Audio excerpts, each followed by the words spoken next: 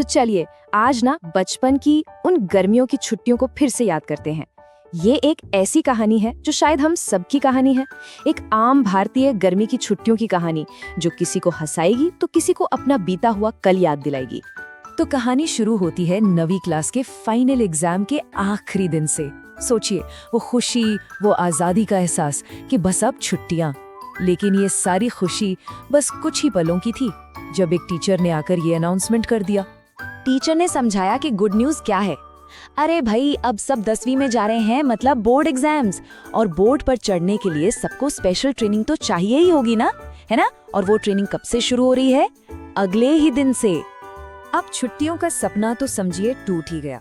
तो इस मायूसी में दोस्तों के बीच शुरू होती है वो एक क्लासिक बहस जो हम सब ने कभी ना कभी तो की ही है। कौन सा मौसम बेहतर है, गर्मी या सर्दी? और तर्क भी कितने सीधे साधे होते थे।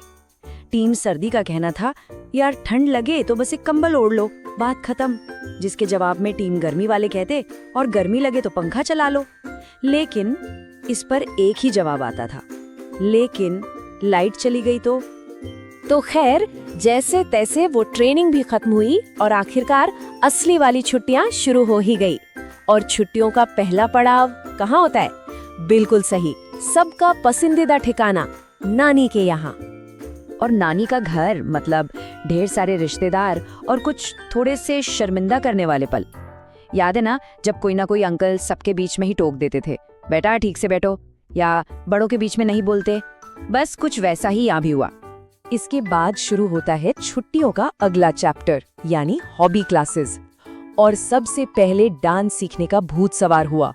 माँ को तो लग रहा था कि उनका बच्चा सीधा इंडियन आइडल में ही जाएगा, लेकिन 1 महीने तक एक ही मूव की प्रैक्टिस करने के बाद डांस क्लास वालों ने ही हाथ जोड़ लिए और हमारे हीरो को निकाल दिया। लेकिन हिम्मत नहीं हारी। डांस में फेल हुए तो क्या हुआ, अब एक नया हुनर सीखा जाएगा, स्विमिंग। सपने थे एकदम प्रो स्विमर बनने के, पर हकीकत सपनों से बहुत अलग थी। दोस्त लोग तो आराम से स्विमिंग पूल में इधर से उधर तैर रहे थे, और यहाँ कहानी के हीरो से पानी में फ्लोट तक नहीं हो पा रहा था। नतीजा, हुनर तो नहीं मिला, पर एक नया निकनेम जरूर मिल गया, मोटू राम। तो जब ये सारे स्किल डेवलपमेंट के प्लान्स फेल हो गए तो बचे हुए दिन दोस्तों के साथ आवारा गर्दी में बीतने लगे। और यहीं से एक ब्रिलियंट आइडिया आया। उस समय तो ब्रिलियंट ही लग रहा था। प्लान बहुत सिंपल था। स्टेप 1, हम YouTube पर वीडियो बनाएंगे। स्टेप 2, हम फेमस हो जाएंगे। और स्टेप 3, हाँ, वो किसी ने सोचा नहीं था। और जैसे ही दोस्तों के साथ ये असली वाला मजा शुरू हुआ ना, बस तभी अचानक से एक झटका लगता है। समय का पता ही नहीं चलता। ऐसा लगता है कि ये कभी न खत्म होने वाली गर्मियां पलक झपकते ही गायब हो गईं, और पीछे बस एक एहसास रह जाता है कि असल में तो कुछ किया ही नहीं। और कहानी का अंत होता है उस एक जानी पहचानी भावना के साथ, मम्मी बस कुछ दिन और रुकना था।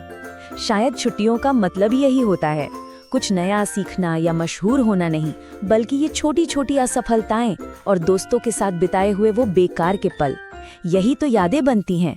हर छुट्टी का अंत शायद ऐसा ही खट्टा मीठा महसूस होता है ना?